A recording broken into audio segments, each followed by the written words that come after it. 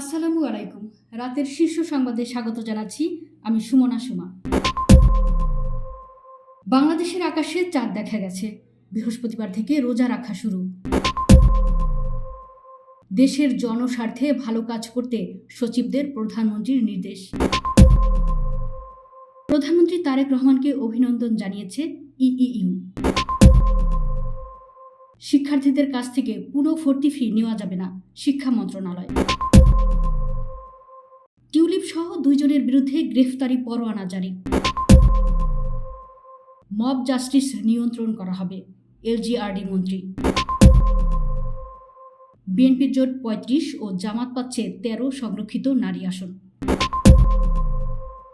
সরকারের প্রথম 100 দিনের অগ্রাধিকার নির্ধারণ করা হয়েছে, সালাউদ্দিন। 2-1 দিনের মধ্যে প্রধানমন্ত্রীর কাছে মন্ত্রীরা কর্মপরিকল্পনা পেশ করবেন, তথ্যমন্ত্রী। বিদেশ যাচ্ছেন বাংলাদেশ ব্যাংকের গভর্নর আহসান মনসুর। হবিগঞ্জে স্লোগান দিয়ে আওয়ামী লীগ কার্যালয় খোলার ঘোষণা।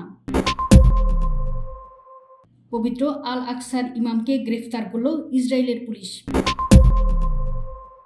শুনছিলেন শিরোনাম, এবার বিস্তারিত। বাংলাদেশের আকাশে বুধবার 18 ফেব্রুয়ারি পবিত্র রমজান মাসের চাঁদ দেখা গেছে। এর ফলে বৃহস্পতিবার 18 ফেব্রুয়ারি শুরু হবে পবিত্র মাহে রমজানের সিয়াম সাধনা। এ লক্ষ্যে বুধবার রাত থেকে এশার নামাজের সঙ্গে তারাবি নামাজ পড়তে হবে এবং শেষ রাতে সেহরি খেতে হবে। বুধবার সন্ধ্যায় রাজধানীর জাতীয় মসজিদ বায়তুল মুকাররমের ইসলামিক ফাউন্ডেশনের সভাকক্ষে চাঁদ দেখার বিষয়ে বৈঠক অনুষ্ঠিত হয়। বৈঠকে সংবাদ পর্যালোচনা করে বৃহস্পতিবার থেকে রোজা শুরুর সিদ্ধান্ত নেওয়া হয়। পরে চাঁদ দেখা কমিটির পক্ষ থেকে আনুষ্ঠানিকভাবে এ তথ্য জানানো হয়। এর ফলে বুধবার এশা নামাজের সঙ্গে তারাবি নামাজ পড়বেন ধর্মপ্রাণ মুসল্লিরা। সেই সঙ্গে ভোর রাতে রোজা রাখার নিয়তে সেহরি খাবেন। জনস্বার্থে দেশের জন্য ভালো কাজ করতে সচিবদের নির্দেশ দিয়েছেন প্রধানমন্ত্রী তারেক রহমান।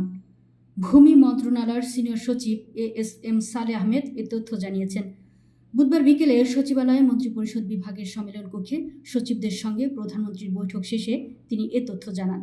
বৈঠকে প্রধানমন্ত্রী কি বলেছেন জানতে চাইলে ভূমি মন্ত্রণালয়ের সিনিয়র সচিব বলেন, সচিবরা সবাই সরকারি কর্মকর্তা, তারা রাজনীতির অংশ নন। জনগণ জাতীয়তাবাদী দলের ইশতেহার দেখে ম্যান্ডেট দিয়েছে, নিশ্চয়ই তারা ইশতেহারকে পছন্দ করেছেন। সেই ইশতেহার যেন জনগণের দোরগোড়ায় পৌঁছে সেজন্য সকল সচিবদের অনুরোধ করেছেন এবং মেধাকে কাজে লাগিয়ে জনস্বার্থে দেশের জন্য ভালো কাজ করতে বলেছেন। তিনি আমাদের সহযোগিতা চেয়েছেন। দেশের শিক্ষা প্রতিষ্ঠানে আর্থিক অনিয়ম রোধ, স্বচ্ছতা নিশ্চিত এবং জবাবদিহি জোরদারের লক্ষ্যে নতুন শিক্ষা প্রতিষ্ঠানের আর্থিক স্বচ্ছতা ও জবাবদিহি নীতিমালা প্রকাশ করেছে শিক্ষা মন্ত্রণালয়। নীতিমালায় বলা হয়েছে, কোনো প্রতিষ্ঠানে ভর্তি শিক্ষার্থীদের কাছ থেকে কোনোভাবেই পুনঃভর্তি ফি আদায় করা যাবে না। শিক্ষা মন্ত্রণালয়ের মাধ্যমিক ও উচ্চশিক্ষা বিভাগ থেকে গত 9 ফেব্রুয়ারি এ বিষয়ে প্রজ্ঞাপন জারি করা হয়েছে, যা সোমবার মাধ্যমিক ও উচ্চশিক্ষা বিভাগের ওয়েবসাইটে প্রকাশ করা হয়েছে। নীতিমালায় আরও বলা হয়, বেসরকারি শিক্ষা প্রতিষ্ঠান, স্কুল অ্যান্ড কলেজ, উচ্চ মাধ্যমিক কলেজ ও ডিগ্রি কলেজের উচ্চ মাধ্যমিক স্তর এর ক্ষেত্রে টিউশন ফি নীতিমালা 2024 অনুযায়ী নির্ধারিত টিউশন ফি গ্রহণ করা যাবে। এর বাইরে নতুন কোনো খাত সৃষ্টি করে অর্থ আদায় করা যাবে না বলে নির্দেশনায় উল্লেখ করা হয়েছে। রাজধানীর গুলশান 2 এলাকায় অবৈধভাবে একটি ফ্ল্যাট গ্রহণের অভিযোগে দুদকের করা মামলায় শেখ রেহানার মেয়ে টিউলিপ রিজওয়ানা সিদ্দিক ও রাজউকের সাবেক সহকারী আইন উপদেষ্টা সর্দার মোশাররফ হোসেনের বিরুদ্ধে অভিযোগপত্র আমলে গ্রহণ করেছেন আদালত। বুধবার ঢাকা মহানগর দায়রা জজ মোহাম্মদ সাব্বির ফয়েজ অভিযোগপত্র আমলে নেন। তবে তারা উপস্থিত না থাকায় আদালত তাদের বিরুদ্ধে গ্রেফতারি পরোয়ানা জারি করেন। একই সঙ্গে গ্রেফতার সংক্রান্ত তামিল প্রতিবেদন দাখিলের জন্য আগামী 8 মার্চ দিন ধার্য করা হয়েছে। দুদকের পাবলিক প্রসিকিউটর মীর আহমেদ সালাম এ তথ্য জানান। অবৈধ সুবিধা নিয়ে ঢাকার গুলশানে ইস্টার্ন হাউজিং লিমিটেডের ফ্ল্যাট নেওয়ার অভিযোগে গত বছরের 15 এপ্রিল রিজওয়ানা সিদ্দিক, রাজউকের সাবেক সহকারী আইন উপদেষ্টা শাহ মোহাম্মদ খসরুজ্জামান ও সাবেক সহকারী আইন উপদেষ্টা 1 সর্দার মোশাররফ হোসেনের বিরুদ্ধে মামলা করে দুদক। স্থানীয় সরকার, পল্লী উন্নয়ন ও সমবায় মন্ত্রী মির্জা ফখরুল ইসলাম আলমগীর বলেছেন, মব জাস্টিস নিয়ন্ত্রণ করা হবে। আইন শৃঙ্খলা যতটুকু খারাপ ছিল এটাকে ইমপ্রুভ করার চেষ্টা করতে হবে। একটা বড় ঝড় গেছে আমাদের, একটা বিপ্লব হয়েছে, বিদ্রোহ হয়েছে, গণ অভ্যুত্থান হয়েছে। এসব মুহূর্তের মধ্যে সব ঠিক হয়ে যাবে, এটা মনে করার কারণ নেই। বুধবার সচিবালয়ে সরকার গঠনের পর প্রথম কর্মদিবসে সাংবাদিকদের প্রশ্নের জবাবে তিনি এসব কথা বলেন। মির্জা ফখরুল ইসলাম আলমগীর বলেন, 1-1.5 বছর আমরা পার হয়েছি একটা ইন্টারিম গভর্নমেন্টের অধীনে। তারা একটা ইলেকশন দিয়ে গেছে, ইলেকশন করে একটা গভর্নমেন্ট হয়েছে, ইলেক্টেড গভর্নর হয়েছে। এটাই তো একটা বড় অ্যাচিভমেন্ট। আমি তো মনে করি that's also a very big achievement. ত্রয়োদশ জাতীয় সংসদ নির্বাচনে মোট 296টি আসনের গেজেট প্রকাশ করেছে নির্বাচন কমিশন। গেজেট অনুযায়ী 35টি সংরক্ষিত নারী আসন বিএনপি জোট এবং 13টি জামাত জোট পেতে পারে বলে জানিয়েছে কমিশন। ত্রয়োদশ জাতীয় সংসদ নির্বাচনে বিএনপি আসন পেয়েছে 209টি, জামাতে ইসলামী পেয়েছে 68টি, এনসিপি 6টি, বাংলাদেশ খেলাফত মজলিস 2টি, ইসলামী আন্দোলন বাংলাদেশ পেয়েছে 1টি, গণ অধিকার পরিষদ 1টি, বাংলাদেশ জাতীয় পার্টি 1টি, গণসংহতি আন্দোলন 1টি, খেলাফত মজলিস পেয়েছে 1টি আসন। এছাড়া স্বতন্ত্র প্রার্থীরা পেয়েছেন 7টি আসন। সংসদে একটি সংরক্ষিত নারী আসন পেতে 6 জন নির্বাচিত সংসদ সদস্য থাকা প্রয়োজন। এছাড়া স্বতন্ত্র প্রার্থীরাও কোনো জোটে যুক্ত হয়ে একটি সংরক্ষিত নারী আসন পেতে পারে। তবে স্বতন্ত্ররা কোনো জোটে যোগ দিলে আসনের হিসাব পরিবর্তিত হতে পারে। নবগঠিত বিএনপি সরকারের প্রথম 100 দিনের অগ্রাধিকার নির্ধারণ করা হয়েছে বলে জানিয়েছেন স্বরাষ্ট্রমন্ত্রী ও দলের স্থায়ী কমিটির সদস্য সালাউদ্দিন আহমদ। বুধবার মন্ত্রী পরিষদের প্রথম বৈঠক শেষে সাংবাদিকদের সঙ্গে আলাপকালে তিনি একথা জানান। সালাউদ্দিন বলেন, সরকারের প্রথম দিন একটা ক্যাবিনেট মিটিং করতে হয়। আমরা সবাই বসেছি। প্রধানমন্ত্রী আমাদের উদ্দেশ্যে বক্তব্য দিয়েছেন, কিছু অনুশাসন দিয়েছেন। সরকারের প্রথম 100 দিনের অগ্রাধিকার নির্ধারণ করতে হয়।